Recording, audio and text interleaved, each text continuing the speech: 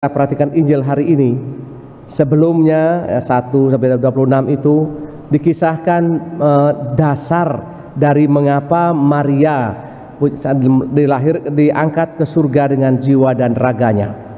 Pertama-tama ketika malaikat datang, Gabriel datang kepada Maria mengatakan, "Salam hai engkau yang diberkati, engkau akan mengandung."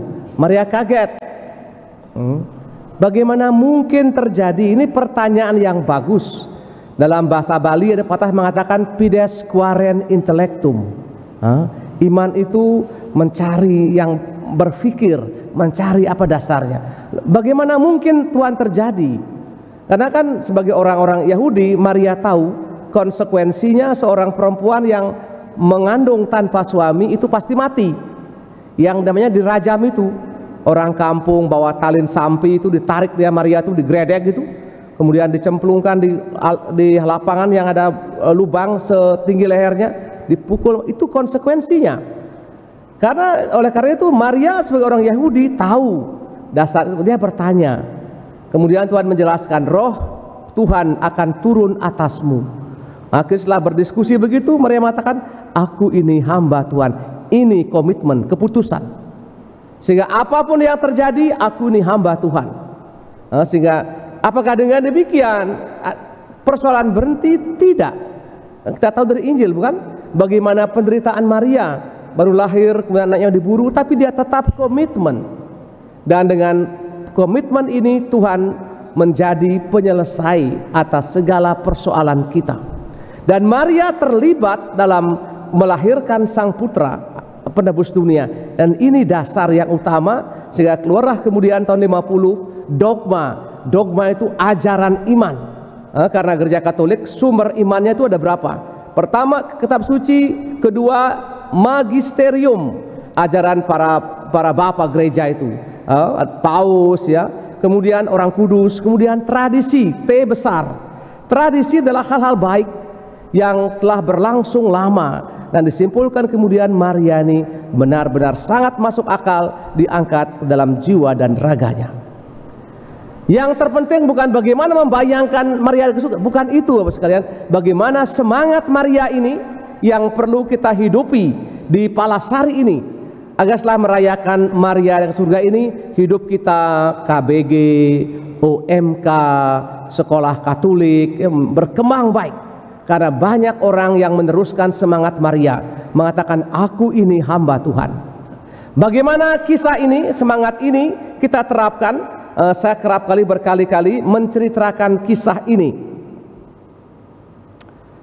Ada seorang pasutri yang telah menikah 5 tahun dan belum punya anak. Dia cari dokter kemana-mana karena keuangan cukup, perusahaan cukup baik. Dia cari uang kemana-mana. Cari dokter kandungan yang paling canggih sekalipun, tidak menemukan, dan tetap tidak 5 tahun. Bayangkan orang yang keuangan cukup tidak punya anak, betapa sedihnya itu. Akhirnya dia mendapat cerita bahwa di satu kampung, di satu paroki ada gua Maria yang sering didatangi orang. Datanglah ke sana, memohon di sana. Ya, datang ke kampung yang jauh itu di puncak bukit. Dia berdoa di situ, Maria penolong abadi. Dan sebulan kemudian istri ini mual-mual dan diperiksakan positif mengandung. Bahagia sekali, luar biasa bahagianya. Singkat cerita, 9 bulan 10 hari istri siap melahirkan, dipersiapkan semuanya. Dan lahirlah seorang bayi montok namanya Komang. Kemudian lahir, kemudian diserahkan namanya Komang. Tapi sayang, Komang bayi ini tidak punya daun telinga. Anda bisa bayangkan seorang manusia tanpa daun telinga, macam tuyul, bukan? Tuyul gitu. Akhirnya sang istri sedih, sang suami juga sedih. Tapi dia mengatakan, ini pemberian Tuhan, kita mesti rawat baik-baik. Anak ini berkembang luar biasa, cerdas, dia punya kemampuan komunikasinya bagus, dia punya humor yang tinggi, dengan teman-temannya dia begitu murah hati, senang sekali. Tapi selalu temannya olok dia, tuyul itu.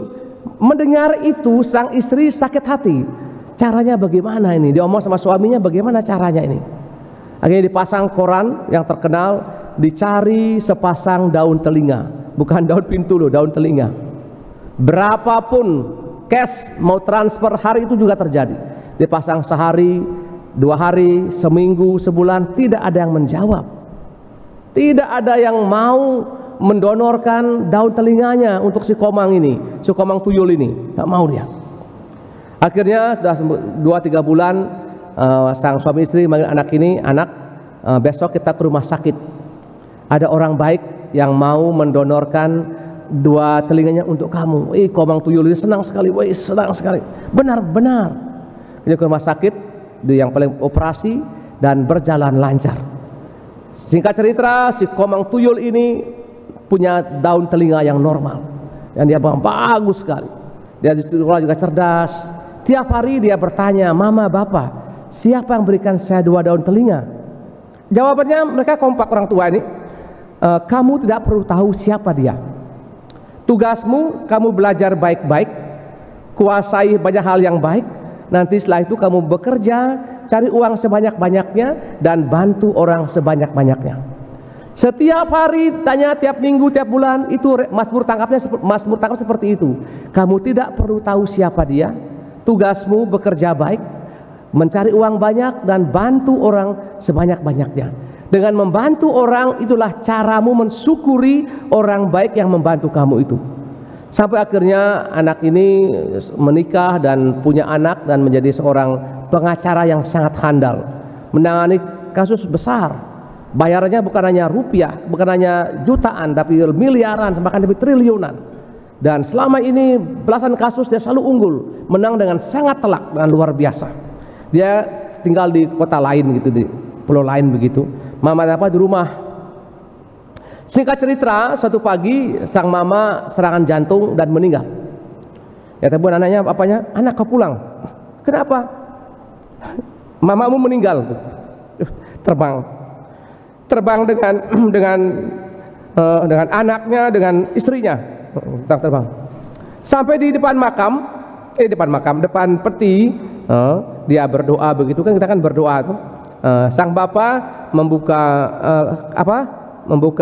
kasa itu dan menyingkapkan bahwa sang mama tidak punya 2 daun telinga.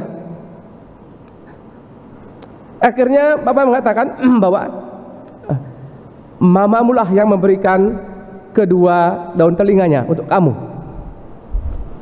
Sekalipun dia kehilangan kedua daun telinganya, tapi mamamu tidak kehilangan kecantikannya sedikit pun. Semakin cantik. Sehingga kaget, oh ternyata mamanya. Sehingga dia semakin punya komitmen untuk bekerja baik, mencari uang sebanyak-banyaknya dan membantu orang sebanyak-banyaknya. Itulah nasihat dari sang orang tua ini. Dan akhirnya dia kembali bekerja dan begitu banyak orang yang merasakan kebaikan hatinya lewat studi sampai S1 sampai S3 disekolahkan dan mereka semua jadi orang baik.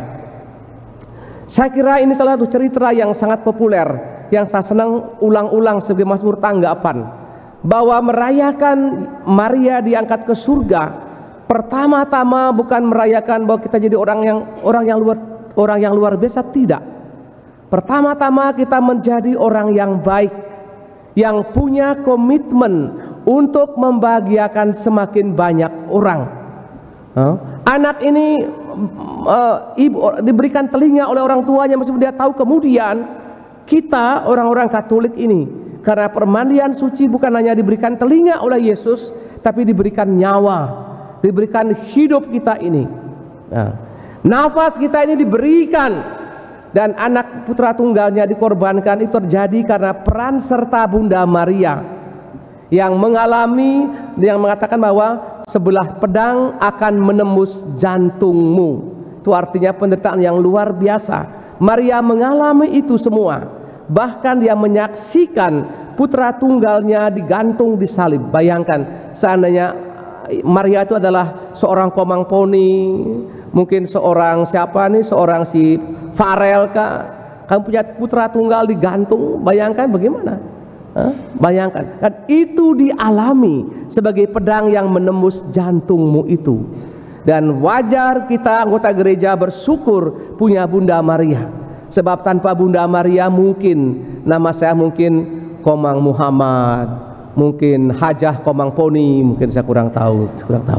Tapi karena Bunda Maria lah terjadi hal seperti itu. Sehingga Tuhan yang Mudika, kita yang menerima rahmat itu mulai sekarang masing-masing punya komitmen.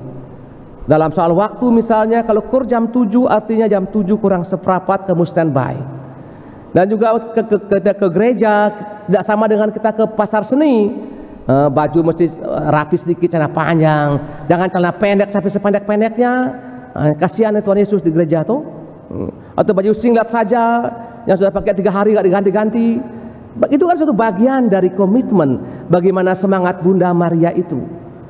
Kita masuk gereja, kita buat tanda salib, bukan? Ini tempat dikuduskan.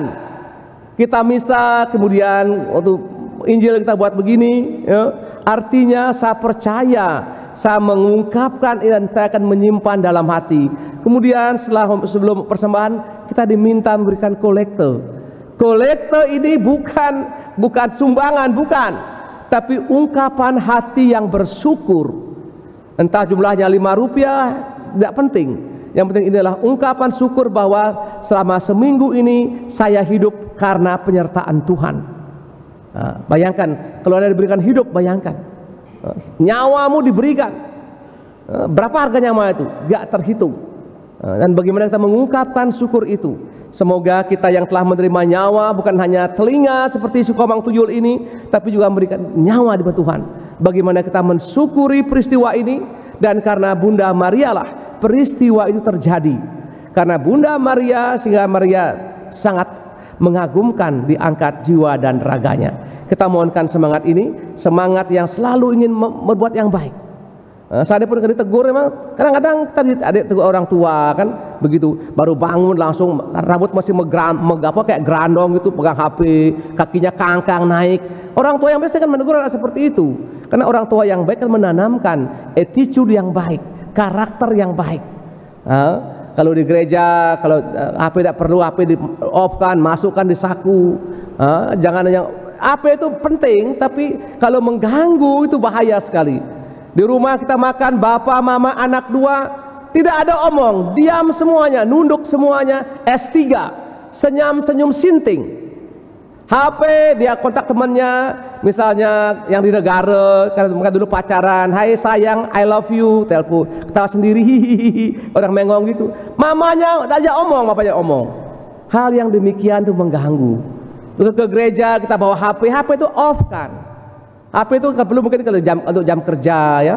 Jujur saya kalau misah tuh HP tinggal di kamar. Jangan bawa HP ke gereja. Bahaya itu nanti. Apalagi bawa tas macam penjual dagang sampi ini, tas mesti HP 2-3 lagi. Kan gak lucu. Dan itu semua bagian dari semangat Bunda Maria mencari yang terbaik. Sehingga rahmat Allah melimpah dan nyata. Kita punya persoalan, tapi dengan bantuan semangat Bunda Maria, kita mampu melihat dengan cara yang sangat objektif, yang tidak dilihat oleh mereka yang tidak mengimani Maria. Kita mohonkan semangat ini dalam misa kita pada pagi ini. Amin.